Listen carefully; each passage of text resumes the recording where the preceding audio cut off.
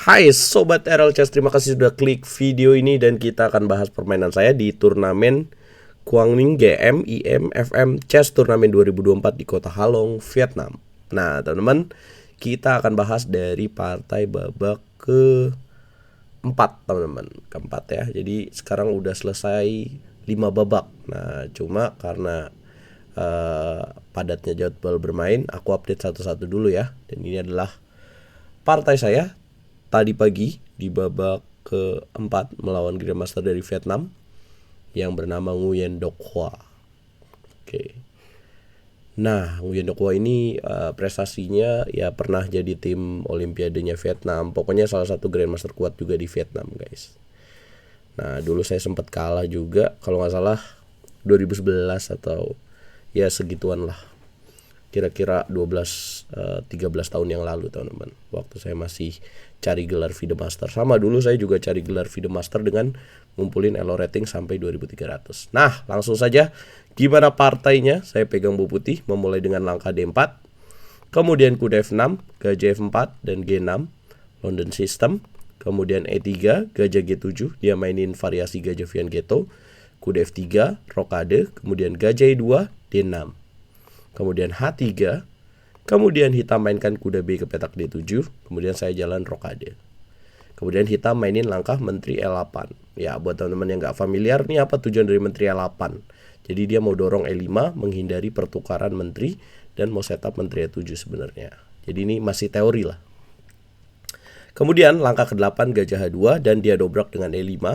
Kemudian saya dobrak dengan A4. Nah, kalau lihat dari secara posisi ya, dari 9 langkah ini kalian bisa lihat bahwa secara permainan kayaknya bakal menuju ke permainan yang tertutup karena pion senternya nggak ditukar gitu, teman-teman.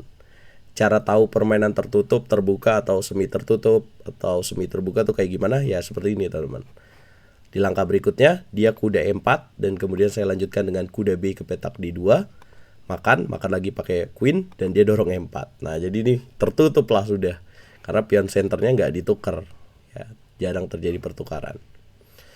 Kuda terpaksa ke petak E1 karena kalau ke atas ya pasti mati ya kudanya, dihanemin langsung teman-teman. Kuda ke petak E1 dan hitam A5 taktis yang nggak mau pion putih terus ganggu. Nah kira-kira gimana cara setup serangan yang bagus kalau kalian jadi pemain putih, teman-teman? Kalian punya ide yang sama nggak dengan permainanku kira-kira? Beberapa langkah ke depan lagi. Coba tebak bagaimana setupnya. Yes, setupnya ya mau nggak mau kalau serang dari sayap raja nggak mungkin, dia kuat juga di sini. Jadi saya memulai serangan dari sayap menteri. Saya memulai dengan langkah C4, kemudian hitam menteri A7 dan lihat kuda C2, kemudian kuda F6, kuda A3, kemudian gajah F5 dan kuda B5. Bisa dilihat middle gamesnya, manuver dari kuda di petak E1, loncat F3, E1, C2, A3, B5. Yes, kudanya mengikat pion C7 dan D6 karena ada bantuan dari gajah ini. Jadi gitu idenya. Nah harapannya apa? Mau dorong pion C5 habis ini supaya dapetin pion petak C7. Tapi nunggu momen tepatnya nih, gak bisa buru-buru. Hitam langsung benteng F ke petak C8 dan kemudian saya benteng F C1. Tujuannya mau dorong C5. Kemudian hitam H5. Ya hitam juga punya prinsip yang sama, dia nggak mungkin nyerang dari sayap menteri.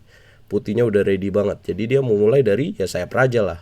Dan saya juga concern di sayap raja juga ya. Wah ini serangannya bahaya atau enggak. Nah, apakah ini saat yang tepat mendorong pion C5? Yes, saya mendorong. Boom, C5 dimainkan dan kemudian D5 dimainkan. Dan kalian bisa lihat ya di sini petak D6 sama C7-nya. Nah, ini udah enak nih, saya ngerasa enak di sini dan saya membongkar dengan jalan B4. Boom. Pion makan lagi dan kemudian kuda E8 langkah ke-20. Lihat, evolution bar-nya mulai meningkat. Bisakah kalian temukan langkah putih supaya bisa unggul dengan langkah yang sama yang saya mainin, teman-teman? Yap, kuda C3. Nah ini kontrol waktunya. Ini kan mainnya catur klasik ya, 90 menit. Kemudian ada bonus 30 detik setiap langkahnya. Nah jadi ini kira-kira waktunya saya masih 50 menitan, dia tinggal sekitar 30 atau 25 menit. Gitu, lama dia di sini. Kuda C3 ada ancaman double attack, pion B7 dan pion di petak D5. Hitam mainin langkah C6. Ya, kalian bisa lihat apa kelemahannya? Yes, B7. Benteng C geser ke petak B1, dijaga benteng A7, kemudian masuk menteri B6, jaga lagi dengan benteng C ke petak A8. Nah, gimana cara kita supaya bisa dapetin pion B7 ini? Karena sekarang udah dijaga semua. Bisakah kalian melihat langkah terbaik buat putih?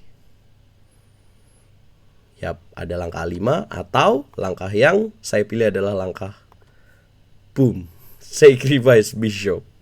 Gak sacrifice sih, orang dimakan juga kena lagi. Nah, tapi ini langkah yang ya ini udah masuk dalam hitungan ya. Jadi sebelum saya memilih untuk kira-kira membongkar B4, saya udah lihat bahwa itu akan bisa terjadi. Nah, wajar untuk dilakukan ya. Kalau sekelas Video Master aja bisa, apalagi seorang Grandmaster pasti udah kelihatan kayak gini. Gajah B8. Yes, dapat pion B7, kemudian hitam menteri D8. Kasih pion tapi gajahnya jadi hilang. Kemudian dilanjutkan dengan benteng B6.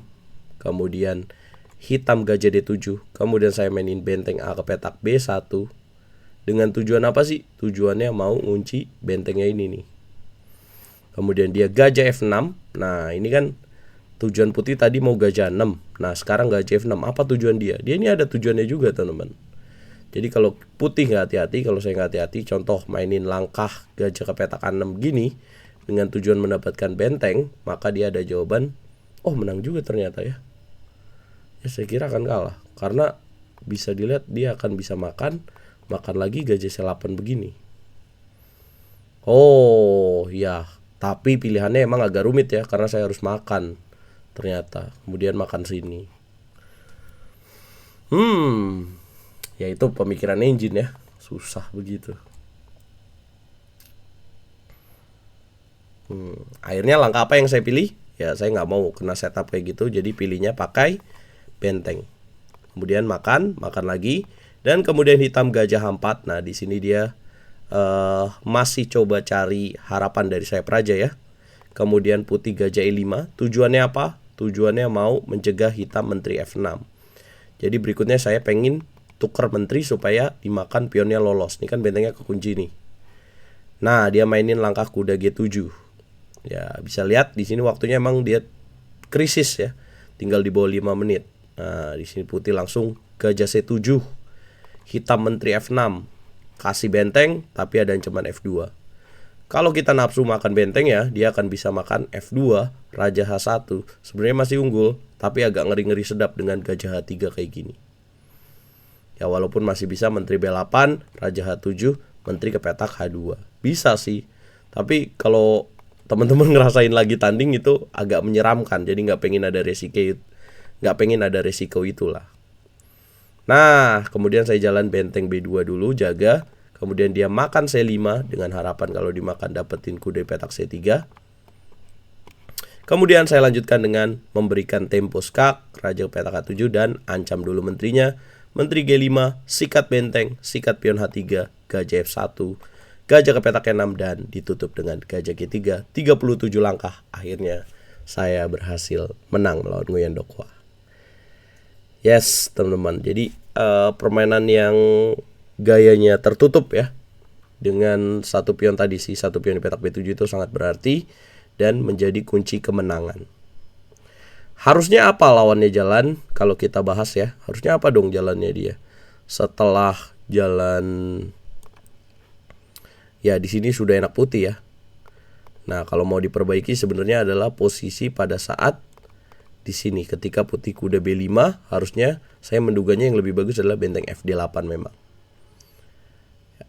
Kalau dia benteng FD8 sebenarnya saya punya niat ya tetap benteng F ke petak C1 atau dorong D5 dengan tujuan kudanya ke sini parkir. Ya. Nah, tapi ya ternyata dia lebih pilih benteng F8 dan membuat saya lebih senang sih dengan pilihan itu. Nah, kira-kira klasemennya gimana bang? Nah, ini klasemennya nih, Grandmaster Novrinder Pias Moro. Unggulan pertama masih berada di peringkat 1. Sebentar, saya coba buka ya. Ya, ini dia. Ini poinnya. Dia poin 4,5. Nomor 2 Ban Gia Hui yang remis lawan aku.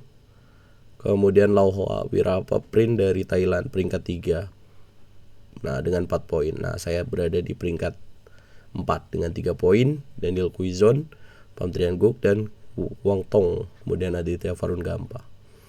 Nah, tinggal 4 babak lagi ya. Besok saya ketemu siapa? Besok saya akan ketemu peringkat 3-nya tuh. International Master pertama dari Thailand, Lau Hoa Wirapaprin. Dia pernah juara Eastern Asia Youth, makanya dia langsung jadi International Master. Berikutnya akan melawan pecatur dari India, Aditya Varun Gampa. Kemudian 2 terakhir akan melawan To Hang Tong dan juga Pham Tran Giapuk dari Vietnam. Masih ada lawan 1 Grandmaster lagi. Nah, gimana menurut kalian teman-teman? Besok mainnya 1 kali ya, jam 16.00 atau jam 15.00. Mohon doanya untuk seluruh pecatur Indonesia yang tampil di sini. Jadi 4 pecatur Indonesia itu tampil di masing-masing beda grup ya teman-teman ya. Ada Grandmaster. Jadi Grandmaster itu ada 2 kelompok. Yang terutama Grandmaster 1 dan Grandmaster 2 ini. Grandmaster 2 ada Jody. Nih, dan kemudian ada International Master yaitu Farid. Nah, aku sama Novendra satu tim. Satu grup. Ini dia. Ya, mohon doanya, jangan lupa pantau terus di YouTube RL Chess dan jangan lupa follow sosial medianya Instagram Rob26 dan TikTok RL_chess. Buat teman-teman yang pengen support terus, pengen sawer, linknya ada di kolom komentar ya guys. Dia ada di detail video ini. Aku butuh 2,5 poin untuk dapetin normal master internasional dari 4 babak ini. Mohon doanya dan kita ketemu di video berikutnya.